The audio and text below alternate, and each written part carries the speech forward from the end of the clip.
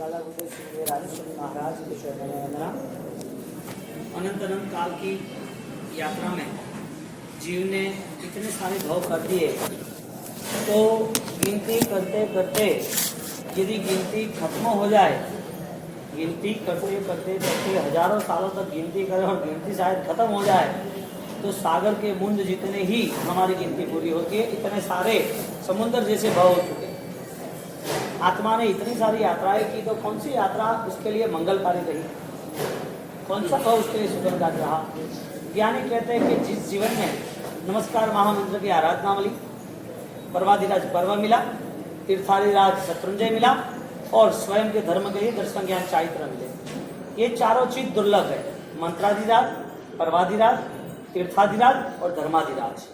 धर्म का जो अधिपत्य है वो दर्शन ज्ञान चारित्र से, और दर्शन ज्ञान चारित्र की पूरी चैनल, पूरा कनेक्शन वो विचारों के आधार पे, भाव श्रद्धा के आधार पे। यदि भाव नहीं आए, समझदारी नहीं आई, तो ये जीवन जियो न जियो कोई फर्क नहीं पड़ेगा। क्योंकि हमारे सामने इतने तपस्वी आत्मा है, ज्ञानी ध्यानी त्यागी आत्मा है, जीवन को और परम समाधि में ले गए, अनशन किया, सिद्ध हो चुके ऐसे अनंत आत्माएं है। ये लोगों ने, इनको देह मिला और साधना सार्थक की, हमें देह मिला और हमारा संसार और बढ़ता गया। वजह क्या? विचारों, मन का बदलाव नहीं आया, कई सालों तक नहीं आया, और नहीं आने के वजह से धर्म आराधना के लिए कोई भी श्रेष्ठ निमित्त हमारे लिए नुकसानदायक है। यानी हमारी हर कोई प्रवृत्ति बिना विचार, शून्य विचार, कुछ भी अता बता। धर्म कोई क्रिया करने की चीज नहीं है, धर्म कोई वस्तु नहीं है। धर्म तुमने कर लिया, तुम्हें मिल गया, ऐसी कोई वास्तविकता नहीं है। धर्म वो तुम्हारे आत्मा का स्वरूप है। जो सत्य है उसका रूप है, जो सत्य है उसकी पहचान, जो सत्य है उसका सिद्ध शिला का स्थान, उसका अंश सम्यक दर्शन। वो धर्म जब शुरू होता है तो श्रद्धा से शुरू होता है, और बुद्धि होती है तो मोक्ष तक पूरा होता है। प्रारंभ उनका इतना सक्षम है कि वो कभी कहीं पर भी धर्म को छोड़ नहीं सकता। यानी धर्म की जब शुरुआत हुई तब उसका प्रारंभ बलवान था, क्योंकि धर्म पूरी सोच के आधार पर। हमारे यहाँ इतने सारे आदर्श जैन शासन में, उत्तराधीन सूत्र में जो जैन नहीं है, ऐसे कितने दृष्टांत बताए हैं जो अपनी साधना को तय करते हैं और पवित्र हो जाते हैं। हमें फर्क कहाँ पड़ता है, हमारे में बदलाव न आने की वजह क्या है? यदि हम हमारे दर्द को महसूस नहीं कर पाएंगे तो दवाई कैसे लेंगे? एक स्कूल के अंदर टीचर ने सबको पूछा, एक खेत में 10 भेड़ है, एक खेत में 10 भेड़ है, वो 10 भेड़ वो एक साथ वहां चल रहे। टीचर ने कहा कि एक भेड़ ने छलांग लगा दी, बाहर निकल गया, बोलो कितने भेड़ रहे? एक बच्चे ने जवाब दिया कि सर जी एक भी भेड़ नहीं रहे।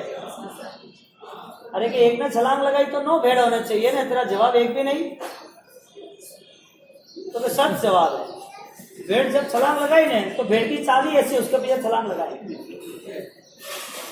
बचेगा कहाँ कुछ? तो बच्चे ने जैसा था भेड़ की चाल। हमारे विचारों में हमने मन बना दिया है कि हमें जो रूटीन में करना है वही हम करेंगे, सदियों से जो चल रहा है वही हम करेंगे। हमें बदलाव के लिए कोई न सोच है और बदलाव के लिए न कोई हमारा बल है, परिश्रम। बदलाव आया तो तपस्या में जुड़े, बदलाव आया तो क्षमा भाव में जुड़े, और बदलाव आया तो मोक्ष में चले, आगे बढ़ते गए। बदलाव आता है तो किसका आता है? देह के ऊपर जब क्रिया सवार होती है वो बदलाव है, कि मन के ऊपर जब अध्यात्म सवार होता है वो बदलाव है। क्रिया आवश्यक इसके लिए थी कि वो अध्यात्म अब उसको निर्दोष जीवन की ओर आगे ले जाएगा।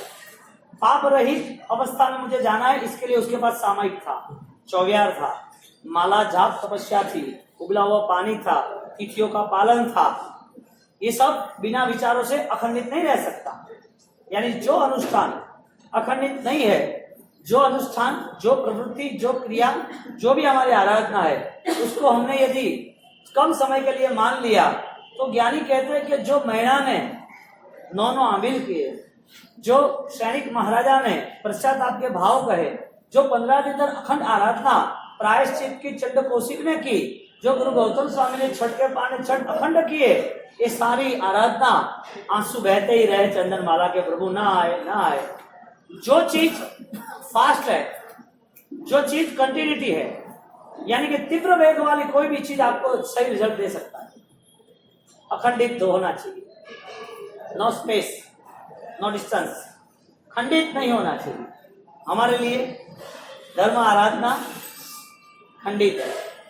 धर्म प्रवृत्ति शेड्यूल के हिसाब से है, धर्म प्रवृत्ति हेल्थ के हिसाब से है, धर्म प्रवृत्ति कोई सामाजिक सोसाइटी के हिसाब से समझदारी से नहीं। चंड कौशिक ने आंसू एक ही दिन निकाले होते तो सब पाप धोते। चंदन वाला प्रभु गए, प्रभु नहीं गए, आप क्यों गए, रिक्वेस्ट क्यों होती, नहीं जाना चाहिए, थोड़े आंसू आ जाते, आंखें भर जाती, आंसू निकल नहीं आते, और वो भी 1 मिनट के लिए, बस खत्म, और वो मुड़ गई होती और परमात्मा नहीं आए होते तो। मैणा ने कंसेप्ट कर लिया होता, मैणा ने अपना कॉन्सेप्ट क्लियर कर लिया होता कि पिताजी आपकी बात सही है, आप मुझे सुख दे रहे हो, आप मुझे अनुकूलता दे रहे हो, आपके हिसाब से मैं सुखी हूँ। धर्म के लिए मुझे कोई कसौटी में नहीं उतरना है, धर्म के लिए मुझे कोई भी तरह की परीक्षा नहीं देनी। मैं तो जहाँ हूँ वैसे सही हूँ, सुखी हूँ, गहने, कपड़े, खाना पीना, राजपाट, आसपास में दासियां, अनुकूलता है, सबकी सलामियां, झोंकों में हुजूर सा, इतना सारा मुझे अनुकूलता मिल रहा है, मैं क्यों गलत बात बोलूं कि धर्म के प्रभाव से सब कुछ है। मैं तो यूं ही बोलूं ना आपके प्रभाव से, लेकिन नहीं, उसने ऐसा नहीं कहा। चंड कौशिक न क्रिया, पचकाउंट, तपस्या, दान, सामायिक, प्रतिगमन, पूजा पाठ, कोई भी धर्म उसके पास नहीं था। सब धर्मों का बल प्रायश्चित उसके पास था, मन का परिवर्तन। सिपाल महाराजा, उनको पता भी नहीं था सिपाल महाराजा को कि मैणा मुझे क्या करा रही है, लेकिन मैणा ने उसे टारगेट बना दिया कि ये देवगुरु और धर्म के अलावा हमें कहीं झुकना नहीं, कहीं भी जाना नहीं। मेरे गुरु महाराज, उन्होंने मुझे हाथ रखे मेरे सिर पर, मुझे श्रद्धा दी, बल दिया, आराधना दी। उन्होंने कहा कि नवपद जी की आराधना श्रेष्ठ है, वो आराधना मुझे करनी है, मुझे कुछ पीछे मुड़ के देखना नहीं। कभी कभी दवाइयों का टेस्ट करते हो और ब्लड का टेस्ट करते हो, कभी कभी श्रद्धा का भी टेस्ट करना चाहिए कि कितने काउंट में, कितने परसेंटेज में वो मुझे सपोर्ट दे रही है। मन के भाव कितने सरल और मन के भाव कितने कुष्ठलेशिया से मुक्त हो गए, मन के परिणाम अशुभ धारणाओं से कितना हम छोड़ते रहे। जगत में एक बात आपको समझ लेना पड़ेगा, आपके अलावा आपको कोई सुख देने वाला नहीं है, नहीं है, नहीं। जितना संसार का सुख चाहिए बरोबर ही दुख मिलने वाला है, शायद ज्यादा, कम नहीं। जितनी अनुकूलता, फैसिलिटीज, जितने भी आपको आवश्यकता है संसार लक्षी, वही चीज इतनी ही, शायद उससे ज्यादा, वही चीज संसार के सामने दुख रूपी खड़ी है। हम हर सुख के सामने पेमेंट चुकाने का तैयारी बताना पड़ेगा। हर सुख के सामने हमें कुछ ना कुछ देना ही है। हर जीव को हम दुख दे रहे हैं और हम बोले हमको दुख ना मिले। सैनिक महाराजा देखो, चंदन माला देखो, चंड कौशिक देखो और सिपाल महाराजा देखो, सब में एक ही काउंट देखो और वो काउंट देख लो कि सबने अपने मन के परिणाम को और सात्विक बना दिया।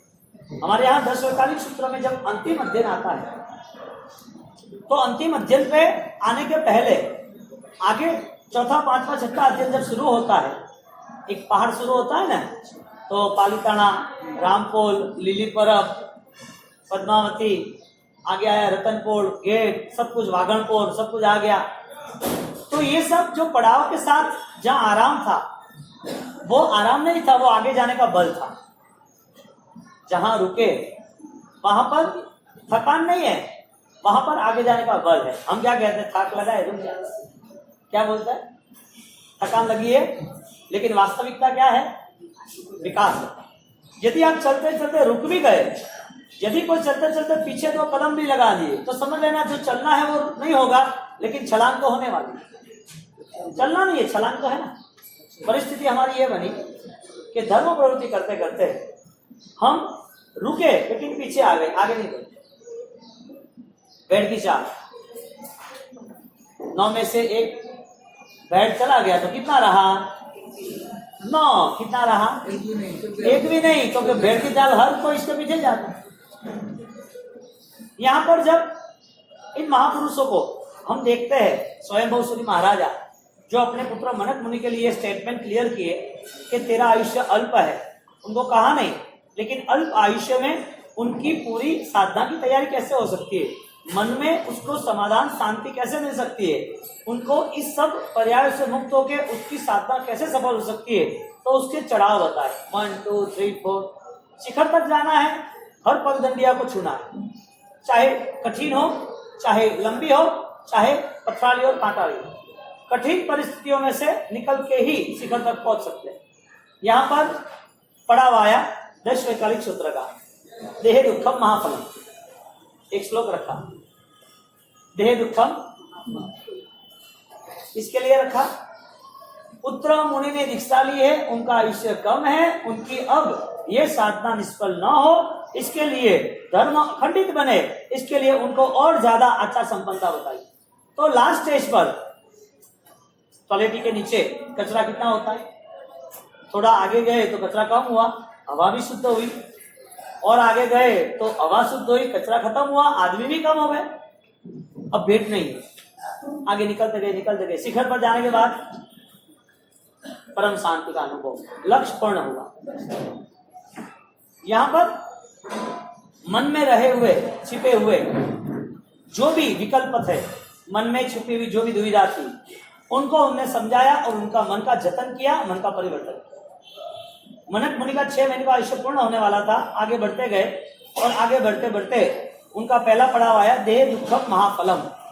देह को कष्ट देने वाला संस्कृति आत्मा वो देह की भिन्नता के साथ रहता है, ऐसी अभेद अवस्था में महाफल को प्राप्त करता है। इसको देह दुखम महाफलम के देह अनुकूलता महासुखम, देह दुखम महाकष्टम। क्या बोलना? मारे बाजूदारी आवती को है, अच्छा तो खूब परेशानी हुआ क्या, वो सिर फाटे रही है क्या, बोले सिर फाटे रही है क्या, चक्कर आवे जाए के, पैर में हुरमुन नहीं गयो है, पैर हाली नहीं हकतो के, कोई वेरियो में आए के काठानी पड़ती के, करने वेरियो है शाश्वत में के नाशवत में। जो वेद ज्ञान था मनक मुनि का, उसको यहाँ बताया फर्स्ट स्टेज पर देह दुखम महाफलम। आप जब चढ़ाव में जा रहे हो, आपकी यात्रा शुरू हो रही है, तो आप पहले मन में एक संकल्प बना लो, दुख वो मेरा स्वाधीन नहीं, दुख उसका मैं अधिकारी नहीं हूँ, दुख का मैं मालिक नहीं हूँ, दुख मेरा है नहीं, दुख जितना भी है उसका समय है, आएगा जाएगा, आएगा जाएगा। दुख वो मेरा स्वरूप नहीं है, दुख मुक्ति वो मेरा स्वरूप, मुझे यहाँ से मुक्त होना है। तो कष्ट आएगा तो वो कम आएगा, क्योंकि मैं जब तक जिंदा हूं तब तक जो कष्ट है वो देह पर है, जब मैं मर जाऊंगा तो सबसे बड़ा कष्ट जलाने का है, मेरी समाप्ति हो जाएगी। जो देह को जब कष्ट पड़ रहा है, इस देह को कठिनाई आ रही है, ये देह दुखी हो रहा है, तो ये देह का सबसे बड़ा दुख तो जलना है, पूर्ण रूप से जल के राख हो जाना है, कुछ नहीं। तब मैं किसे आवाज लगाऊंगा, तब मैं किसे फरियाद करूंगा, तब कौन है मेरे दुख को दूर करने वाले, मुझे जलने से रोकने वाला कौन है, राख बनने से रोकने वाला कौन है, मेरे को बांध के मुझको उठा के घर से बाहर ले जाने में मुझे रोकने वाला कौन है? कोई नहीं है रोकने वाला, मुझे रोकने वाला यदि कोई नहीं है, यदि इस देह पर इतना बड़ा दुख हो रहा है, तो फिर मेरे स्वाधीन सुख को भी मैं मैनेज क्यों ना करूं। जो विचारधारा, जो मान्यता मनक मुनि की चेंज हुई, उनका कल्याण हुआ, यानी मन के परिणाम को सुधार पे ले गए, धीरे धीरे धीरे उनका परिणाम बदलता गया। जब देह दुख महाफल चढ़ता गया, देह दुख को कोई कष्ट नहीं है, देह दुख बहुत सुख है, देह दुख यानी परम सुख की अनुकूलता, परम सुख की यात्रा है। वो देह दुख साधु होने के बाद, श्रवण होने के बाद कष्ट पे चलते रहे अंतिम चरण में, 6ठे अध्ययन के बाद 10वें अध्ययन में अंतिम चरण में उस देह दुख को वो भूल गए, मन का दुख कौन सा है वो याद आया, उनको याद कराया। मन का दुख एक ही है कि तेरे मन में जो भी 18 पापों के प्रति प्यार है, तेरा मन हर वक्त अनुकूलता के लिए तैयारी कर रहा है, तेरा मन साधना के लिए श्रवण भगवान को देख नहीं रहा है, प्रभु महावीर की परंपरा में जुड़ नहीं रहा है, वो परंपरा श्रवण भगवान की वीरती की पावता की थी, ये सबसे बड़ा महादुख अवीरती का है। ये दुख मेरे मन में है, उन्हें जाना, उन्हें तय किया, अब मुझे दुखों को समाप्ति करनी। मेरे दुश्मन ये थे, मुझे मेरे शरीर के प्रति राग था, मेरे मन के दुर्भाव थे, किसी के प्रति किसी की बात न सुनने के बाद मेरे मन में कोई न कोई उनके प्रति ईर्षा भाव आ गया। इतने सारे सबसे बड़े दुख, सबसे बड़ी फाइट देनी है मन से, प्रायश्चित भाव से। ऐसा अंतिम चरण में मनक मुनि के लिए स्वयं सूर्य महाराज ने वहां पर लिखा है कि मन को जैसे जैसे आप शुद्ध बनाते जाओगे, विचारों को स्वभाव में स्थिर करते जाओगे, ऐसे ऐसे कर्म शांत होगे, शांति मिलेगी, सुख मिलेगा, मोक्ष मिलेगा। अब उन लिखते हैं मनक मुनि के लिए, मनक मुनि अब तो भैया हमारा ही रोल है ना, वो तो हमको ही समझना पड़ेगा ना। तो वहां पर मनक मुनि ने उनको समझाने के लिए लिखा कि प्रायश्चित वो ऐसी शक्ति है जो हर धर्मों की टक्कर में सबसे बलवान धर्म है। प्रायश्चित वो शक्ति है, सब धर्मों की सबसे बड़ी बलवान शक्ति है। आवश्यक कर्तव्य में बताया, पढ़ी को आवश्यक कर्तव्य में बताया सामायिक, क्यों? सावजन जोगम छिन्नय सुहम, प्रतिगमन करते वक्त इदिया विया विराणाय मिच्छामि, तस्सम इच्छस्य उत्तरीकरणम मिच्छामि, एक इंदिया वे इंदिया मिच्छामि, 18 पापस्थानक मिच्छामि, 18 पाप सेव्यायन मिच्छामि, 14 लाख जीवायन मिच्छामि। एक ही बात, मुझे धर्म निर्दोष निर्मम पवित्र कर। आवश्यक कर्तव्य बताया, प्रतिगमन आवश्यक कर्तव्य बताया है। तो उस कर्तव्य को लेके हमारे मन में धर्म की सोच क्या है? प्रायश्चित भाव में जुड़े हुए मनक मुनि को अंतिम चरण में बताया है कि जिसने अपने मन को किसी के प्रति कोई भी दुर्भावना हो प्रायश्चित किया हो, तो वो ढेर सारे पापों को जला के राख कर देता है। प्रायश्चित हृदय से, आंसू के साथ, कंपन ध्रुजारी के साथ, बदलाव के साथ होना चाहिए। प्रायश्चित को सिर्फ प्रतिगमन की व्याख्या में नहीं डाला।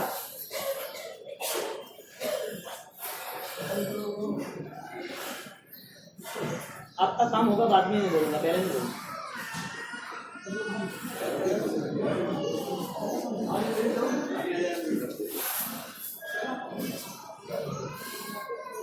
लोग जायदाद बोलो,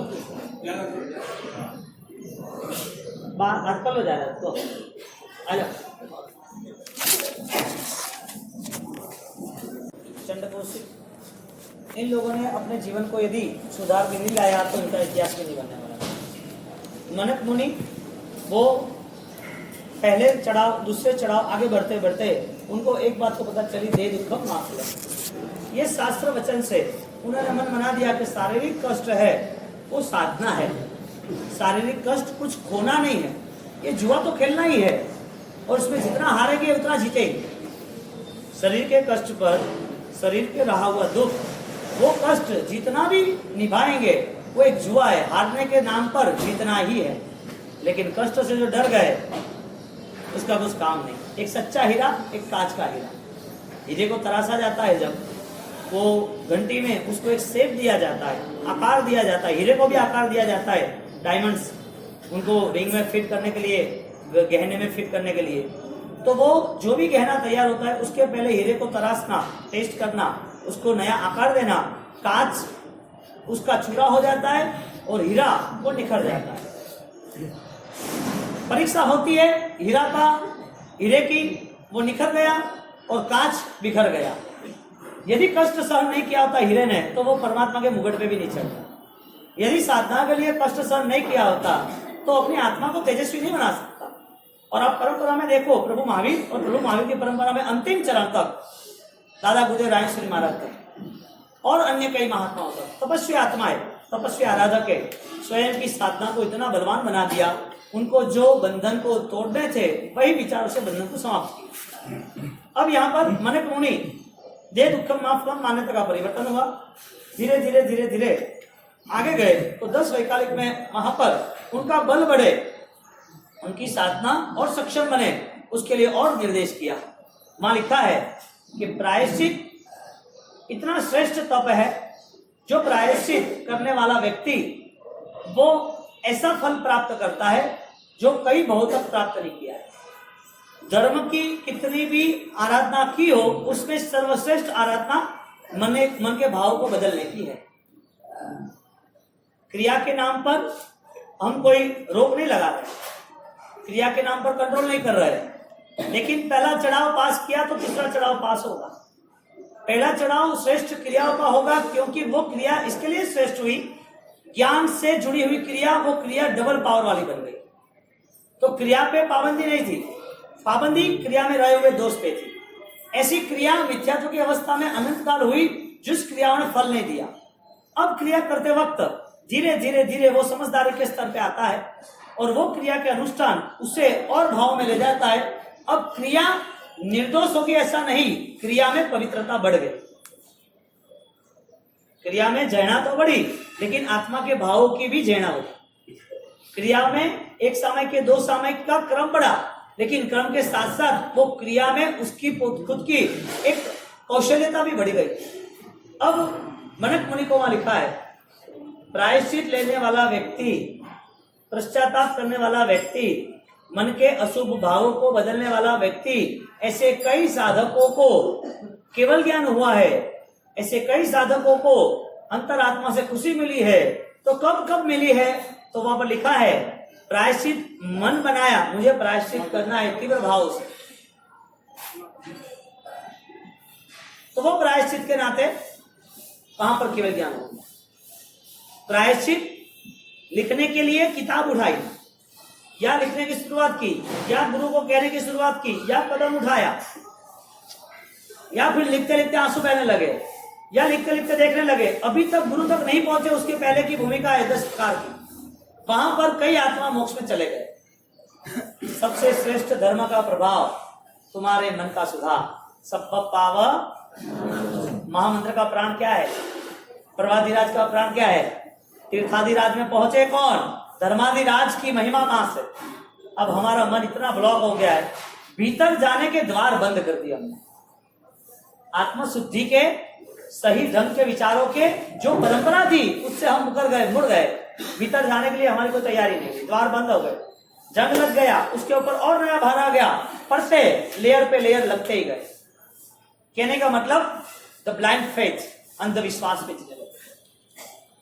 हमारा अंधविश्वास, विश्वास नहीं। विश्वास होता कि ये सामायिक मुझे समता देती तो समता मिलती, विश्वास होता कि मन प्रसन्नता में थी, परमात्मा की पूजा मुझे प्रसन्नता देती तो प्रसन्न होता, किसी भी प्रति दुर्भाव नहीं होता। विश्वास होता कि ये प्रतिक्रमण पाप के लिए आक्रमण, पाप से पीछे हटने का है, वो विश्वास होता तो वो पाप टूट जाते, उसके नया पाप नहीं करता, पछखान लेते कि 18 पाप को मेरा स्वरूप नहीं है, 18 पाप को दुर्गति का कारण, मुझे पापों का त्याग करना है। विश्वास नहीं है, हमारे पास क्रिया के नाम पर अंधविश्वास है, ब्लाइंड फेथ, अंधविश्वास, अंधे, पता नहीं है। भगवान ने ऐसे जीवों को मिथ्या दृष्टि कहा है, जो सम्यक दर्शन मन के बदलाव पे नहीं आते, वो ऐसी ज्ञानी की बात। अब परंपरा में मनक मुनि जब प्रायश्चित लगते तो पवित्र हो गए, कल्याण पे हो गए। ग्रंथकार यदि हमें निर्देश करते हैं, शास्त्रकार यदि हमारी उंगली पकड़ते हैं, परमात्मा महावीर देव खुद अनुष्ठान देके हमें मोक्ष में ले जाने के लिए तैयार होते हैं, तो हमारे में बदलाव क्यों नहीं आता? वजह क्या? कितने सालों के, कितने भवों के, कितनी सदियों के, कितने कचरे इकट्ठे करके बैठना है। कुमारपाल महाराजा 55 साल में बदलाव ला सकता है, 55 साल में, जो मांसाहारी था, जिसके जीवन में पाप के अलावा कुछ नहीं था, उनके बदलाव भी उनके विचार से आए। ऐसे हजारों बातों हमारे यहाँ शास्त्रकार कहते हैं, और शास्त्रकारों ने जिसका जीवन ज्ञान से बदले है, सम्यक दर्शन से परिवर्तन हुआ है, ऐसे ही आत्माओं की बात यहाँ कही। सैनिक महाराजा पश्चाताप करते हैं, प्रभु महावीर उनको रास्ता दिखाते हैं और कहते हैं कि तूने जो पाप किए उसका पश्चाताप कर, लेकिन तेरे मन में इतने पाप के दलदल छिपे हैं, इतना पाप गहरा है, उसको निकालने के लिए कितनी भी तैयारी कर, लेकिन तो तुझे भुगतना ही पड़ेगा। निकाचित नाम का पाप, जिसमें नो चेंजेस, बोलो, मन से किए हुए क्रोध, किसी के प्रति तीव्र घृणा, द्वेष, पराये को समझ के उनके प्रति चालबाजी, फंसाने के लिए जाल बिछाना, इतने सारे पाप 20-25 साल की उम्र से 30 साल की उम्र से शुरू हुए, जब से समझे तब तक, और 80-60 साल तक क्रिया खड़ी है, लेकिन मन में छिपे हुए दर्द को बाहर नहीं निकाला। क्रिया बढ़िया है, पौषध के नाम की, साधु वेश के नाम की, तपस्या के नाम की, दान के नाम की क्रिया में कोई भी गलती नहीं है। गलतियां थी मन में छिपे हुए दलदलों की, जो कचरा बाहर नहीं निकाला। मेरी सास ऐसी, मेरी बहू ऐसी, मेरा बेटा ऐसा, देरानी जेठानी ऐसा, इसने ऐसा किया, पड़ोस ने ऐसा किया, इस पार्टी के इस व्यक्ति ने ऐसा किया, ये गांव का व्यक्ति ऐसा है, इसने ये गलत किया। तो मर जाएगा तो किसका अकाउंट क्लियर करेगा, वो तो बता। तुझे मरना नहीं है, ये सब बाहर लेके जाना है। सैनिक महाराजा ने रिक्वेस्ट की, परमात्मा मुझे नरक में नहीं जाना। आत्मा की सोच हो तो बदलाव आवे ना, आत्मा की सोच ही ना हो, इससे कोई लेना देना नहीं है। त्याग क्या होता है और महिमा क्या होता है। जब श्रीपाल महाराजा, सैनिक महाराजा जब मन बनाते हैं त्याग का, तो इतना पश्चाताप, इतना पश्चाताप, इतना पश्चाताप। वो कहते भगवान कोई भी कष्ट हो फिर भी मुझे अब नए पाप नहीं करने। जो आदमी 50 साल तक प्रभु महावीर को गालियों देने वाला, जो आदमी राजा महाराजा होने के बाद प्रभु महावीर के शासन को, उनके नाम को बदनाम करने वाला, जो राजा महाराजा जो कभी भी कहीं पर भी भीख नहीं मांग सकता, वो भीख मांगने गया। पुण्य शावक सामायिक देते हैं। एक सामायिक का सौभाग्य हमारे पास न ऐसा कोई प्रायश्चित के भाव के लिए सही ढंग का प्रतिक्रमण करो। जितना भी स्टॉक क्लियर करना है करो।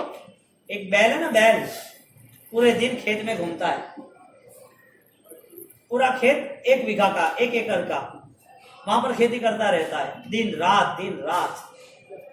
देखने जाओ तो 2 किलोमीटर की यात्रा हो सकती है यदि सही रास्ते चले तो, लेकिन उसका प्रेमाइश इतना ही रहा, अराउंड द लैंड। सिर्फ वही जगह पर वो घूमता रहा। उसकी यात्रा कितनी रही? 5 किलोमीटर भी नहीं रही। यदि वो बाहर निकल जाता उस दायरे से तो 2 किलोमीटर, 5 किलोमीटर और आगे जाता तो 100 किलोमीटर चल जाता। हमारी क्रिया के नाम की गति है, प्रगति नहीं। करते रहो, जुड़ते रहो, दौड़ते रहो, लगाओ और लगाओ जोर से, करो मजा। ज्ञानी कहते हैं बहुत सारी क्रिया मिथ्या तो अवस्था होगी। साधु बन गया तू, साधु बन के 9 पूर्व तक पढ़ा, हजारों लाखों का अनुयायी बन गया, और वो तेरे भाव से, तेरी क्रियाओं से, तेरे ज्ञान से, तेरे तप त्याग से लोग प्रभावित हो गए। दिए तले अंधेरा, अंदर कुछ नहीं रहा। बात यह रही कि साधना का क्रम भी श्रेष्ठ होने के बावजूद भी, क्रिया अच्छी होने के बावजूद भी, ज्ञानी कहते हैं कि जब तक तेरे मन में पश्चाताप का भाव, परिवर्तन का भाव नहीं आएगा, तब तक तेरा जीवन जैन शासन मिले ना मिले कोई फर्क नहीं पड़ता है। मानव जीवन तो बहुत मिल जाएंगे, 750 करोड़ लोग इस पृथ्वी पर मानव के नाम पर, लेकिन सदियों से इंसान कलंकित है। पृथ्वी का सबसे बड़ा कलंक मानव अपनी इंसानियत को चूक गया, अपनी धार्मिकता को चूक गया। समझदारी ही नहीं, जो समझदारी है वो उसको दर्द दिए बिना रहेगी भी।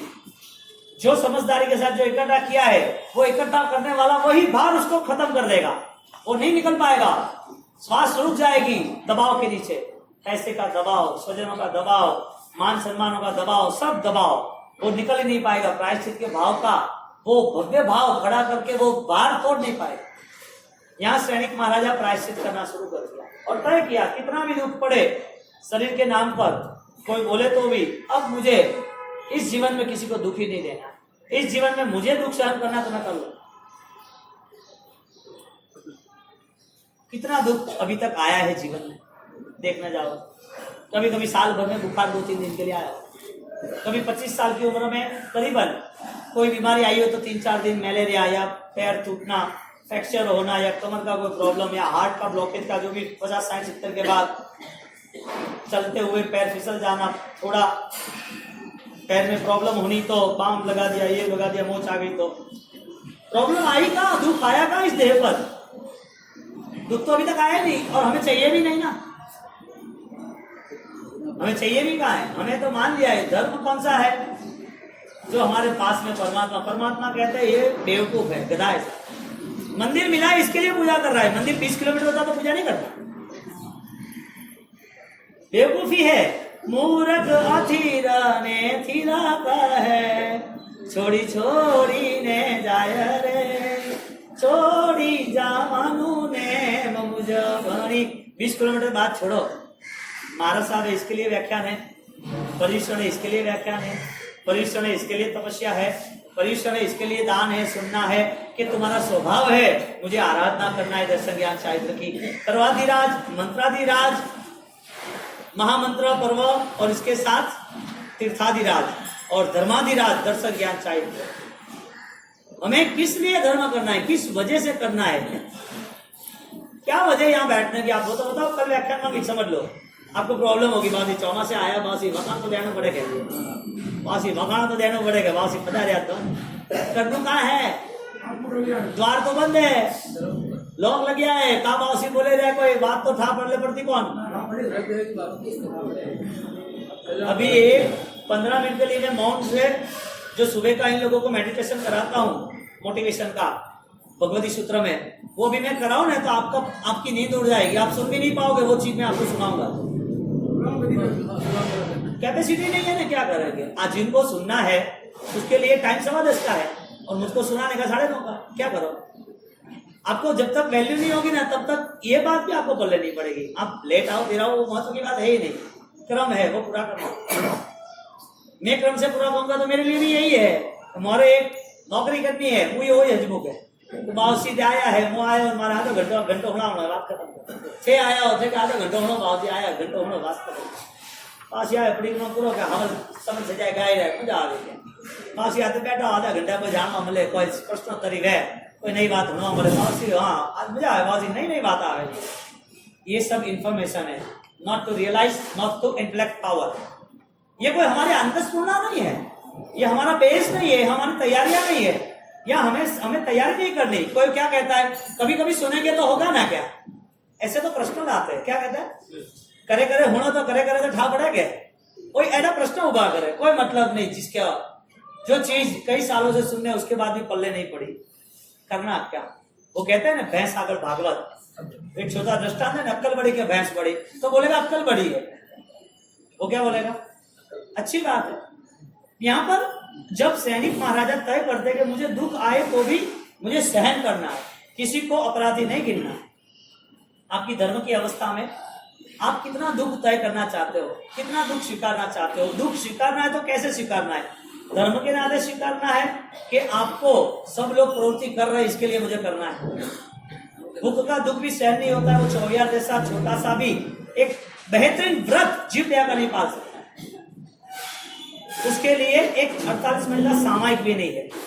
जो 18 पापस्थानक 14 राजलोक जितने भी जीवे उनको सरस बहुत अच्छा, बहुत ही बढ़िया अभयदान का क्रम है। कितनी पुण्य है, कितनी आराधना, कितना मनोभाव शुद्ध होते एक सामायिक करते वक्त। हमें तो सुबह की पूजा हो गई तो हैंग नहीं बड़े हो गए, औदरा 24 रोता नहीं बड़े हो गए, 24 भी इजी हो गए। जो हार्ड होता है उसके लिए फाइट दो, जो आपके लिए संघर्ष है, जो आपके लिए बहुत बल यूज करना पड़ता है उसके लिए तुम तैयारी करो। अब तुम्हें नौकरसी हो रही है, क्या फर्क पड़ा, फोर्सी करो पता चले। मंदिर में आप आराम से 10 मिनट में दर्शन करके जाते हो, 1 घंटा बैठो और देखो, नौकरसी भी नहीं करनी, फोर्सी करेंगे।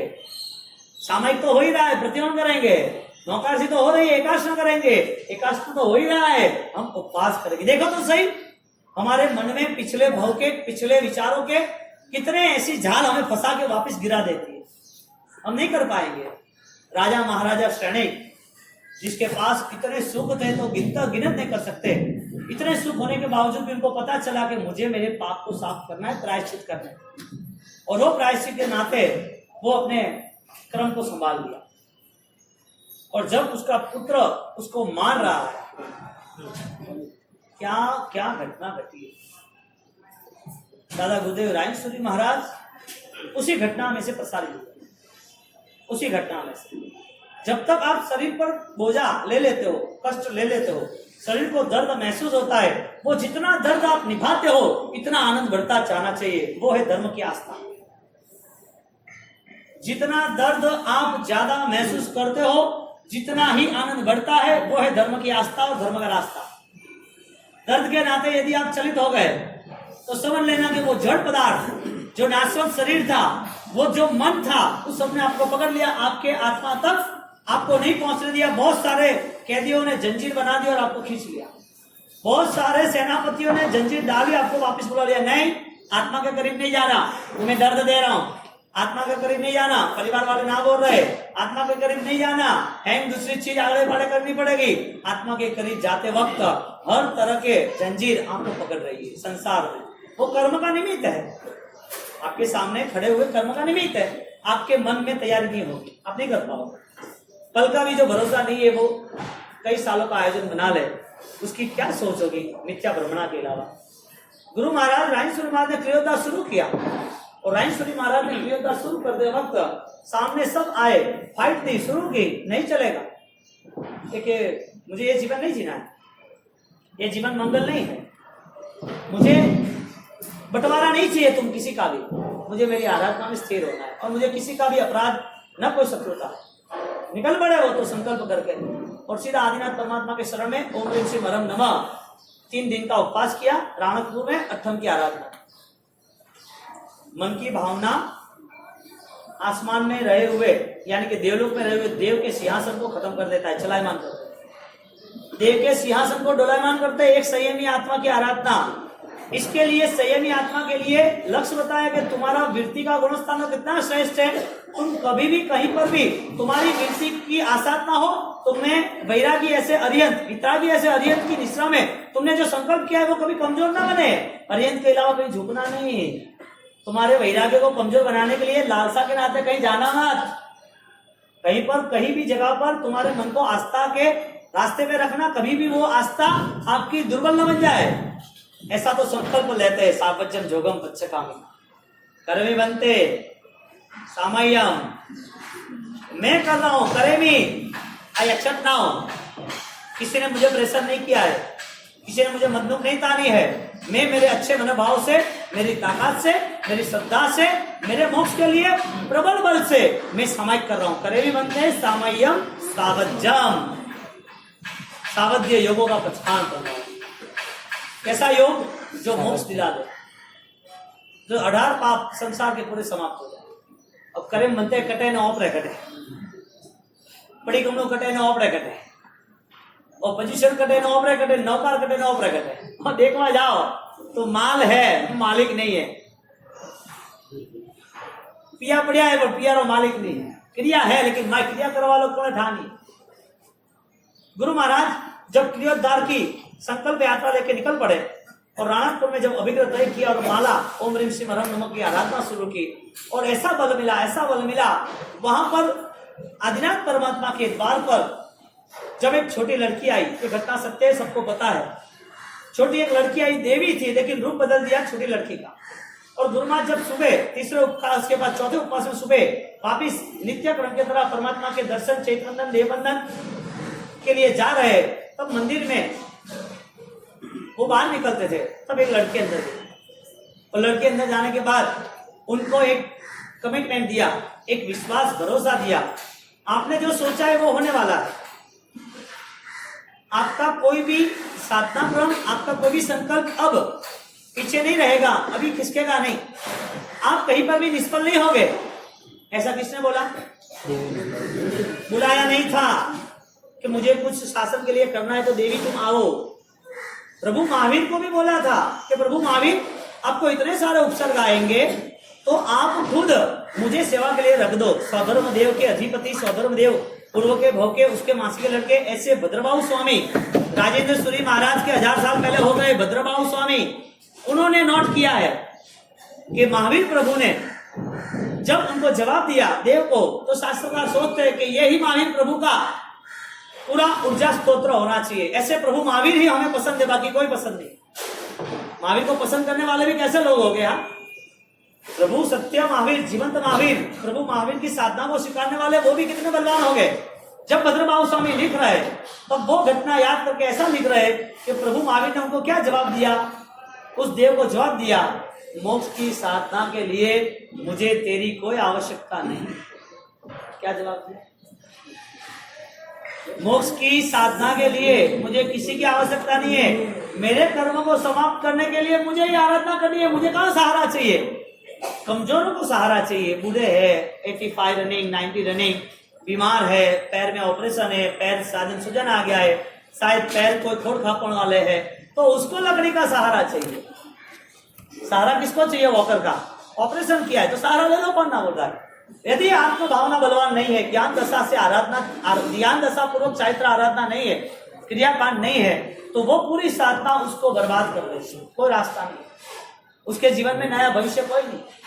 बद्रभाव स्वामी 1000 साल पहले लिख रहे हैं, मोक्ष के लिए, केवल ज्ञान के लिए, कर्म क्षय के लिए, धर्म के लिए किसी के सहारा की जरूरत नहीं। मेरा सहारा मेरी आत्मा बल है, मेरा सहारा मेरी शुद्ध चेतना है। मेरे योगक्षेम से मैं आगे बढ़ूंगा। प्रभु महावीर ने देव को ना बोल दिया।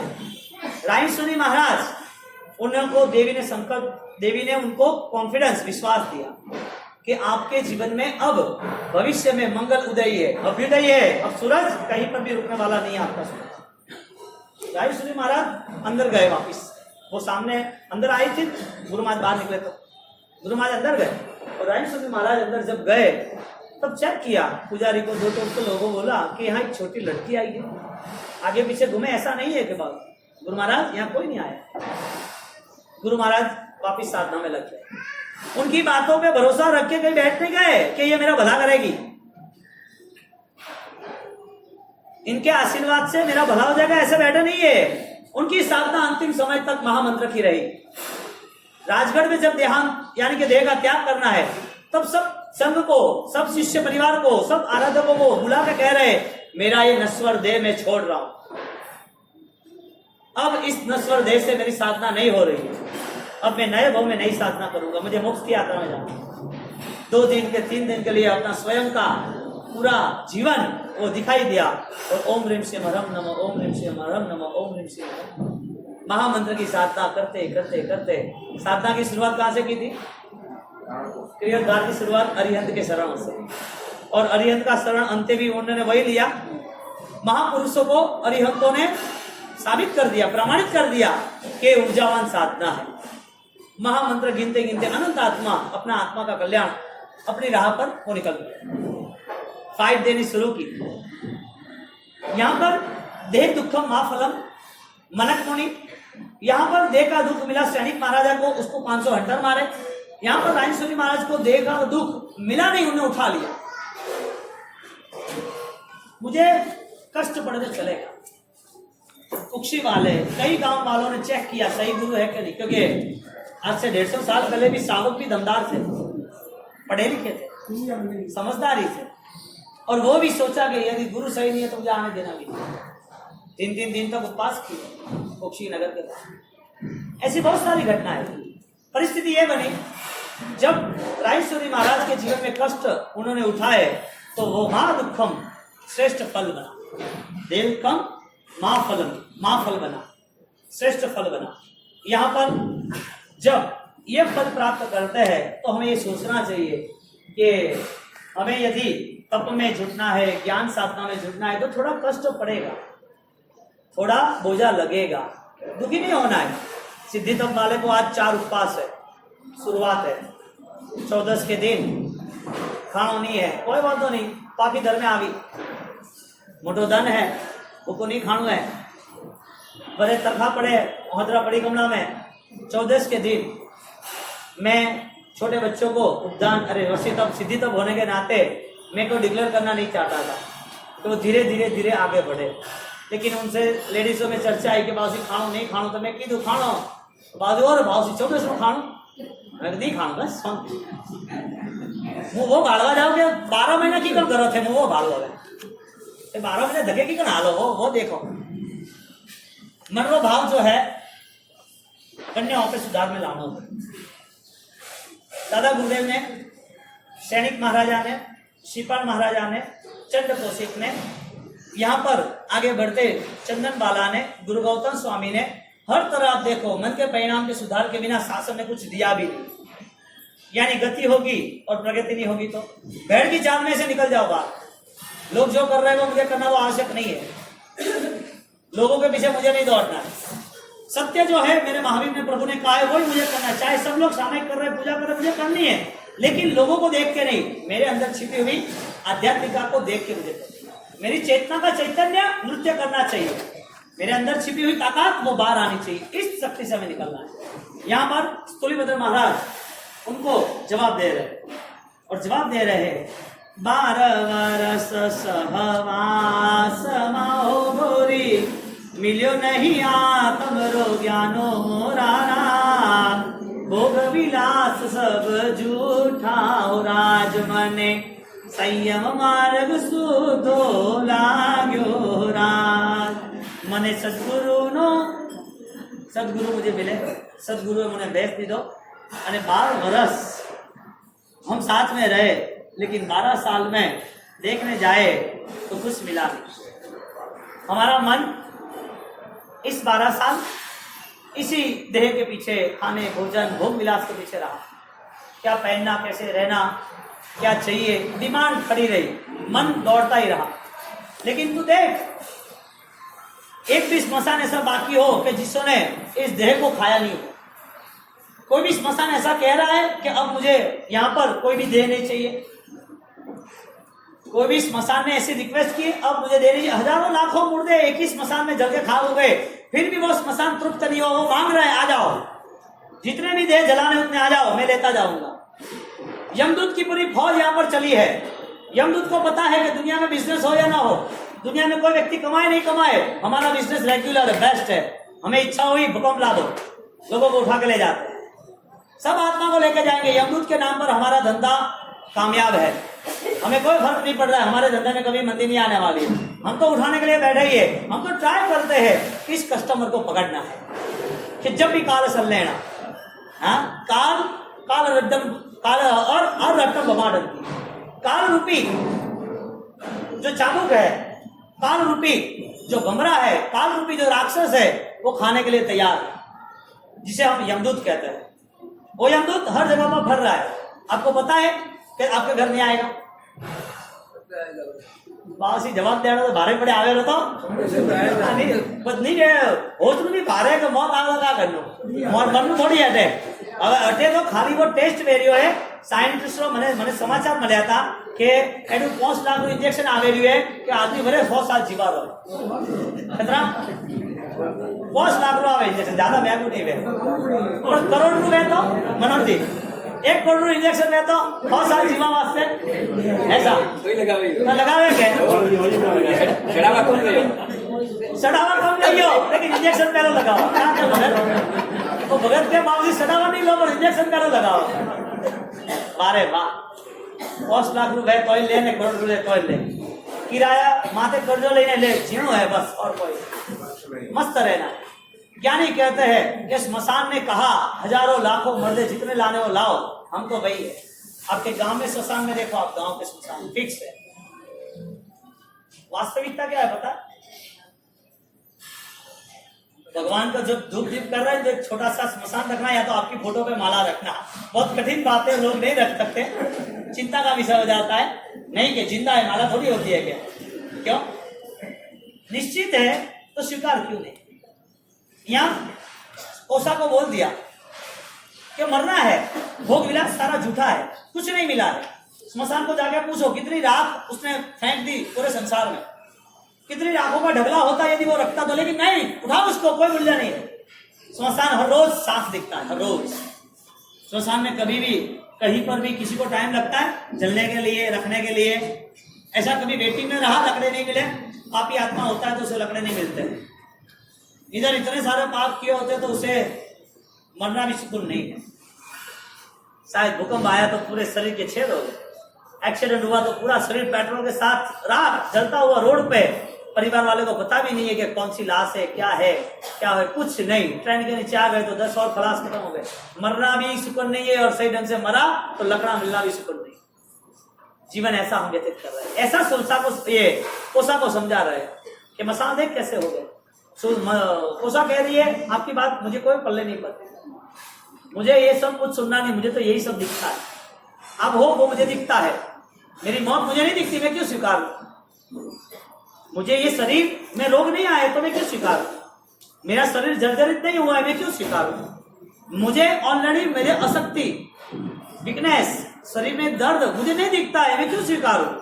अब मुझे सब समझा रहे हो वैराग्य की बातें, इस शरीर में दर्द है, इस शरीर में मौत कभी आ जाएगी, शरीर चला जाएगा, छेद भेद होने वाला है, यहाँ मसान ऐसा है, ये मुझे आप समझा रहे, कोई फर्क मुझे नहीं पड़ेगा, मेरे पल्ले पड़े ऐसी बात कहो।